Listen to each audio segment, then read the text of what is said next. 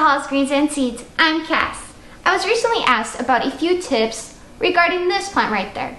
This is a Philodendron. Shout out to Lindsay. I hope both you and your plant babies are doing really well. Okay, a few interesting facts about Phil here. He originates from South America.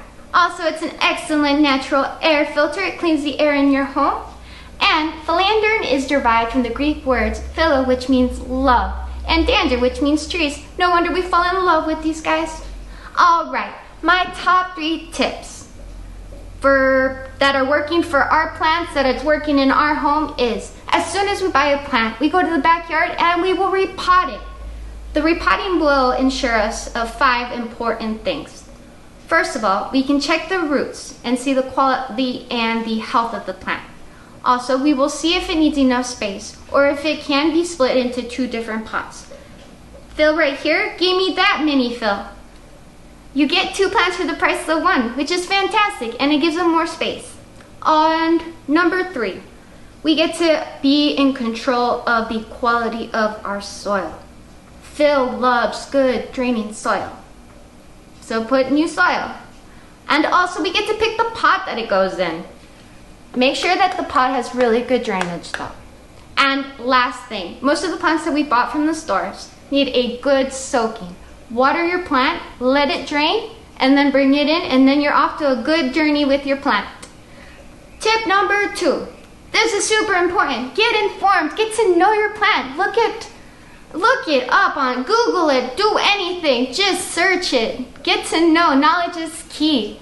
Phil here will give you little signs of how he's doing. First of all, I know that Phil loves medium light, prefers loose potting soil that drains well, and prefers temperatures around 70 to 80. I also need to be aware that I live in Yuma, Arizona. 2 hours of direct sunlight here is the full day of sunlight somewhere else. We are the sunniest place on the face of the earth. So be mindful where you live. Not all living conditions are the same. That way you can adapt to your plant's environment. Also, Phil here gets watered once a week because we are hot but we keep the house cool. I also check Phil's soil with a chopstick.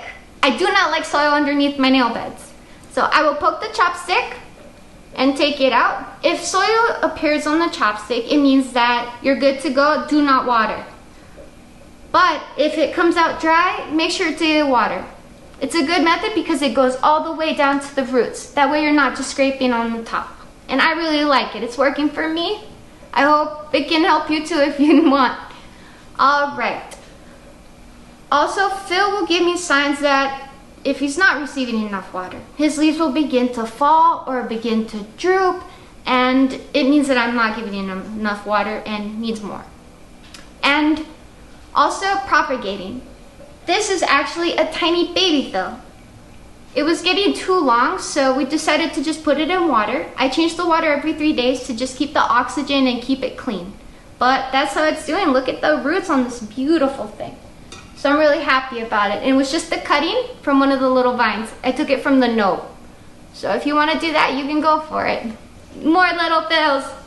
All right, and my last tip, number 3, most important tip of all. Place your plant in a place that makes you happy. Put it somewhere where you can admire it and be inspired by it every day. They are living things. They want to live, and we want to enjoy them. That's where we get them. Just be happy where you put it. Alrighty, and please comment, let me know if you have any new tips for me. I would love to read them. And you gotta start small to have it all. Thank you so much.